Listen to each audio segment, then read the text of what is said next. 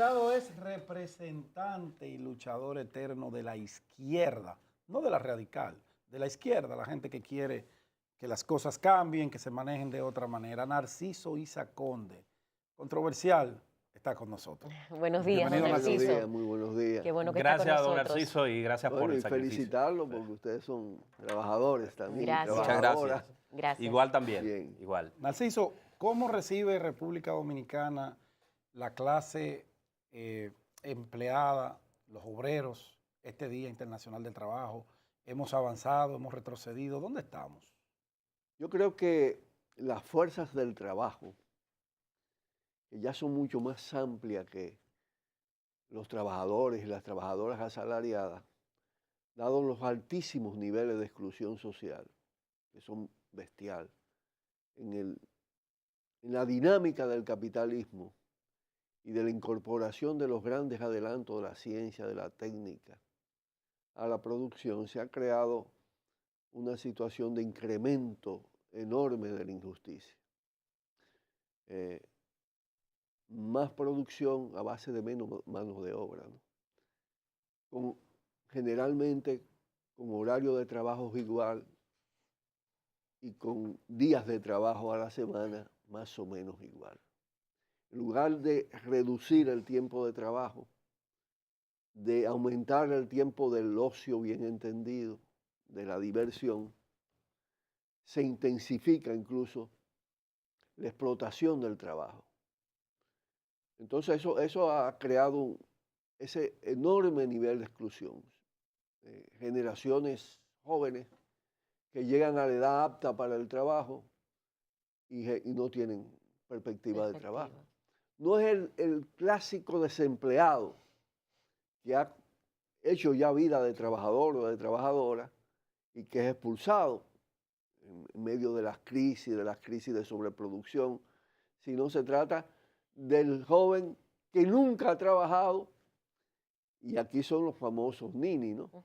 Ni trabajo ni estudio, más de 800.000 jóvenes en la República Dominicana. En los países dependientes, en los países que le llaman subdesarrollados, es un término muy suave, son países empobrecidos, no son pobres, son empobrecidos por el gran capital, la situación es todavía mucho más dramática. Pero yo diría que el capital en esta época se ha tornado mucho más destructivo. Hay un predominio del capital financiero, de la especulación sobre la producción. Las grandes economías, especialmente las de Estados Unidos, se han tornado en una economía altamente especulativa, igualmente en una economía de guerra. El complejo militar financiero es dominante en los Estados Unidos, y esto implica en países que han esquilmado a la humanidad en términos de los recursos naturales, que tienen ya serias carencias de recursos naturales, en términos de los energéticos, en términos de la biodiversidad, en términos de las fuentes de agua. Han hecho una política de saqueo mundial de minerales estratégicos, de petróleo, gas natural, titanio, uranio, agua, biodiversidad. Oro.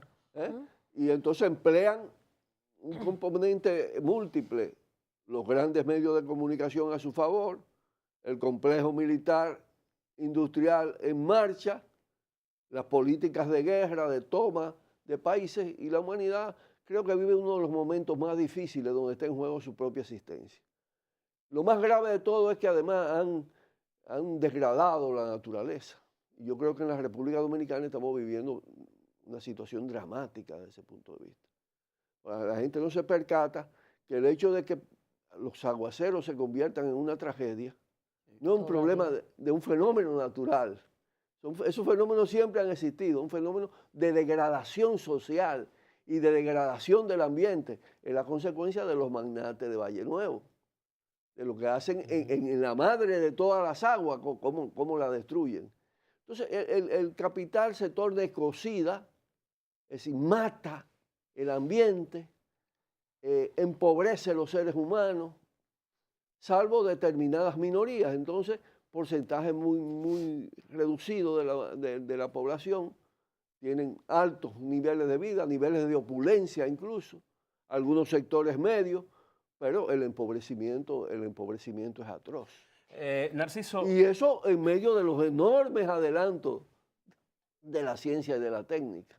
Precisamente quisiera saber cuál es su posición, su opinión en torno a la negativa del empresariado dominicano, de que pese a que están los números, están las estadísticas de que los quintiles que hay establecidos para poder alimentar una familia están pues bastante inasequibles, o sea, ninguna familia pobre tiene facilidad de mantener sus hijos, o sea, por mucho que quiera. Entonces, hoy en día el empresariado dominicano le niega una necesidad que tiene el trabajador dominicano de incrementar el sueldo en una medida mínima, diríamos. ¿Cuál es la opinión que tiene en torno a esto? El gran empresariado dominicano en su mayoría tiene una mentalidad de obtener cada vez más ganancias Renta. a base de exprimir al trabajador. Esa es su lógica. No a base de incorporar siquiera adelantos en los sistemas productivos. Ellos, claro, alegan el tema del desempleo permanentemente. Bueno, pero es una de las esencias actuales de la dinámica capitalista, el tema de la exclusión. Pero, y se tornan bárbaros, de verdad, porque los salarios mínimos en República Dominicana son cosas verdaderamente atroces en comparación con la necesidad del consumo. El proceso de deterioro del salario real en los últimos 20 años tiene un volumen verdaderamente alarmante. Hay un proceso de empobrecimiento, pero al mismo tiempo tú ves cómo han crecido las desigualdades. Y además, es un capital, vuelvo y repito, especulativo. Hay que ver las ganancias financieras, las ganancias de la ARS, las ganancias de la AFP, a costa de la salud de la población, a costa de la pensión del trabajador, a costa de la seguridad social del trabajador. Es una situación asfixiante verdaderamente. Pero parecería Aquí que hay muchas razones para que la situación se torne altamente tensa y yo creo que la República Dominicana entra en una fase de grandes tensiones sociales, de grandes tensiones políticas y sociales a partir de una toma de conciencia progresiva de la sociedad de que realmente por diferentes vías le están robando la vida. Porque es la verdad. Por la vía de la corrupción hay un volumen enorme de recursos que pudieran estar en educación, en salud, en alimentación, en transporte, en diversión, que se le priva totalmente. Y que lo acumula un grupo muy reducido de la sociedad. Por la vía de la explotación y de la sobreexplotación, se aprovechan también de todo el tema de la migración para deprimir aún más el salario dominicano, para sobreexplotar al emigrante haitiano, emplean el recurso del racismo y la discriminación para colocarlo en condiciones verdaderamente de indefección total. Es una situación insostenible, de verdad, insoportable por lo menos. Bueno, el ámbito laboral importantísimo, don Narciso, pero usted sabe que el tema obligatorio ante su presencia también es ponderar el tema de Odebrecht. A cuentagotas nos van dando informaciones, ya vamos y estamos en mayo, casi mediado de año, y ya se puso fecha para el 15 de mayo para conocer a los implicados. ¿Qué opinión le 19, merece? 19 de mayo. 19 Mira, de mayo. yo no tengo, para mí no tiene la menor credibilidad en los procesos que se hacen a nivel del Ministerio Público Dominicano, de Procuraduría. La Procuraduría es un instrumento del poder político y especialmente del presidente de la República y de la correlación que hay en el comité político del PLD. Es decir, eso está montado para garantizar el sistema de impunidad de los grandes corruptos. Usted no tiene En esperanza absoluto. de que vaya a caer nadie. ¿Eh? Usted no tiene esperanza No, de que van a vaya caer, pero van a caer de otra manera. No van a caer por la vía de ese proceso. En el ¿De qué sistema otra judicial ¿De qué manera, otra don manera, Narciso? don Narciso? Exacto. Me explico. El tema es que hay un sistema de corrupción que copa todas las instituciones del Estado. Poder ejecutivo y estructura de gobierno, de ministerio, Congreso. El Congreso de la República es un muladar. Siendo suave. El sistema judicial está montado para entonces garantizarle al sistema de corrupción la impunidad debida. Altas cortes y además el sistema de reciclaje político, que es el sistema electoral, está totalmente controlado y corrompido. Entonces tenemos una especie de dictadura corrompida y corruptora, un sistema de corrupción que es a la vez un sistema de impunidad. La sociedad se ha levantado contra eso. Es decir, la indignación contra esa realidad que se traduce en privaciones, como yo le decía. La gente ha ido midiendo cómo lo que implica esa corrupción para sus condiciones de vida. Y ver los contrastes además. Los millonarios al vapor, los multimillonarios al vapor, a partir de todas las prácticas de corrupción. De los contratos sobrevaluados, de los sobornos, de las subvaluaciones. Y es una corrupción no solo de la llamada clase política. La llamada clase política maneja esa instrumento. Esa institución. Es instrumento y es beneficiario. Y sobre todo sus élites. Pero hay una asociación de delincuencia empresarial, correcto, delincuencia militar policial, que está vinculada también a la narcodelincuencia, narcoestado. Eso está interrelacionado. Hay casos así que pueden ser casos de museo. Si nos vamos al futuro, cuando se vea la cosa, el caso de museo, Antena Latina. ¿Cómo se usurpa? ¿Cómo se usurpa? ¿Cómo se apropian, roban un patrimonio del Estado en acción? Y no pasa nada. Y no pasa nada. Y se mezcla la capacidad de soborno del Grupo Bonetti con la mafia internacional en materia de comunicaciones que representa Ángel González, el fantasma, con una justicia absolutamente vulnerable. Ahora, Narciso, Un presidente, dos presidentes, porque Leonel Fernández y Danilo Medina tuvieron que ver directamente con han tenido que ver directamente con ese proceso. Y funcionarios del Estado en Indotel, en las diferentes instancias que sirven a eso. Pero tú te vas más allá.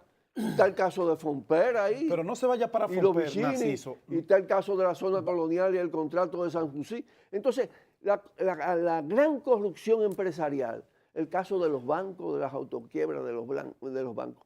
Entonces, es una corrupción combinada, una mezcla de modalidades, de formas de corrupción y de actores y beneficiarios de la corrupción. Entonces, Narciso, si tenemos un ministerio público que la ley manda, que por mandato de ley es quien debe darle seguimiento a todos estos casos y encarcelar a los corruptos, a los sobornados y a los que sobornaron.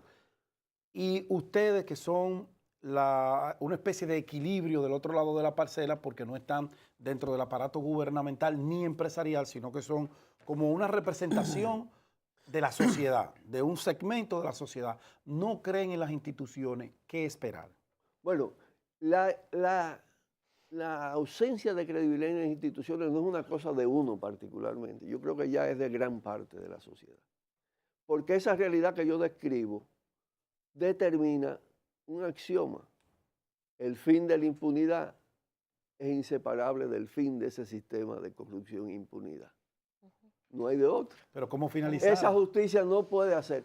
Yo creo que es decir, cuando falta la democracia en las instituciones, cuando hay negación de democracia electoral, como pasa en la República Dominicana, cuando no es posible hacer justicia a través de las instituciones judiciales, procede la democracia de calle, que es lo que se está desplegando en el país. La Y no es insurgencia. peligroso. La democracia de Sí. calle, ¿no? Narciso, y no es peligroso eso. Miren cómo lo defino, la democracia de calle, es decir, ¿quién es, en última instancia, hasta esta Constitución lo tiene que reconocer que lo hicieron ellos? ¿Quién es el soberano? El pueblo. El pueblo dominicano. El pueblo. ¿De dónde deben emanar todas las instituciones del pueblo dominicano? Entonces, ¿qué pasa con instituciones corrompidas, decadentes, que no tienen posibilidad de ser cambiadas en el contexto institucional de ella misma? Que terminan colapsando. a partir de la indignación y de la movilización popular, aquí va a haber un momento en que ese Estado va a estar inhabilitado para gobernar. Y entonces hay que refundar el Estado dominicano. ¿Sobre qué base? Don Narciso, ¿qué debe ¿Cómo se emerger? fundó el Estado dominicano? ¿Cómo se fundó el Estado dominicano? En el proceso de doble proceso, separación de Haití e independencia frente al colonialismo español, a través de un proceso constituyente, de un poder constituyente. El pueblo, primero como contrapoder del poder colonial o del el gobierno de ocupación, el pueblo se constituye en un actor que hace colapsar ese régimen y convoca a una asamblea constituyente desde un poder constituyente. Es decir, ¿qué pasó en el post-trujillismo? A raíz de la victoria electoral de Bosch, en gran medida el gobierno de Bosch y la Constitución del 63 representó un ajuste de cuenta parcial con todo lo que fue la negación de democracia en la historia dominicana, el proceso de coloniaje, de la imposición del poder extranjero, el proceso de imposición de los grupos conservadores en el Estado dominicano. Fíjate que la Constitución fue permanentemente revisada para peor. Fueron contrarreformas para hacerla más proclive al despotismo, al autoritarismo, a la negación de derechos, a la negación de derechos sociales. Entonces, el pueblo, después del ajusticiamiento de Trujillo, ve un canal y se lanza por él y aplastantemente logra, lo que logra es un golpe electoral de masa. 60% de la población y Constitución del 63. ¿Qué pasa? Que se quedó el poder permanente establecido, el viejo ejército que formó Trujillo y el que da el golpe. Sí. Pero bueno, no vamos a seguir con la historia. El hecho que abril del 65 fue un intento de restauración ya y de ajuste de cuenta con todo ese pasado. La ocupación extranjera, la invasión norteamericana la impide. Yo creo que estamos ahora en un ciclo de decadencia de todo ese proceso de imposición desde la intervención de 1965. Incluso de todo el proceso de corrupción del sistema político a partir de ese hecho. Fíjate que incluso actores de la revolución, como fue el PRD, luego el PLD que sale del PRD, parte de las izquierdas fueron en alguna medida, dada el peso de la contrarrevolución, o en gran medida muchas de ellas, fueron absorbidas por el sistema. Ahora hay una reacción de la sociedad donde no toda la sociedad es consciente, pero una parte sí, de que estamos cuestionando un orden establecido, estamos impugnando un orden establecido. Entonces hay que recrear, hay que reconstituir las instituciones del país. Y eso solo se puede lograr con democracia de calle. Es decir, ¿qué es lo que está pasando ahora? ¿Por qué este nerviosismo del gobierno? Como en Venezuela, democracia de calle así. No, en Venezuela es otro proceso. En Venezuela las calles están tomadas desde dos grandes fuerzas. Las derechas conservadoras, tradicionales, que hicieron desastres históricos en Venezuela, y el chavismo, con los procesos que ha tenido el chavismo, que también ha tenido... Que fracasó ese modelo. No ha fracasado. No. El chavismo está también en tendencias internas. El chavismo ha tenido un nivel de degradación, pero al mismo tiempo tiene posibilidades de resistencia. Y eso es lo que plantea ahí una crisis. Pero bueno, eso necesitaría analizarse. Otro análisis. Don Narciso, ¿estamos entonces como pueblo en el camino correcto con estas manifestaciones del pueblo lanzado a las calles de manera pacífica, diciendo que no queremos impunidad, que no queremos corrupción? ¿Qué pudiera nosotros faltarnos como nación? Yo creo que sí, que el hecho de que el nivel de movilización sea tan grande, tan multitudinario y ascendente, y que además no dé señal de violencia, sino todo lo contrario. Es una movilización hermosa, donde participan niños, niñas, ancianas, personas enfermas. Hay más seguridad en la Marcha Verde que en el país. Tú sales por donde quieras, en cualquier barrio, y puedes ser objeto de cualquier acto de violencia y no en las Marchas Verdes. Es decir, lo que indica que la violencia tendrá que proceder de poder si se atreven a hacerla. Claro. Entonces, esa expresión multitudinaria es una expresión de democracia. Eso es más democrático que el sufragio. Que la gente vaya a la calle en esa circunstancia, con ese grado de seguridad, y que dé demostrar, el régimen no puede movilizar a nadie. Ustedes vieron que intentaron al principio hacer una marcha y que les respaldo al presidente. No pueden. Eso no era prudente. Porque no, es que el grado de ilegitimidad se ha precipitado.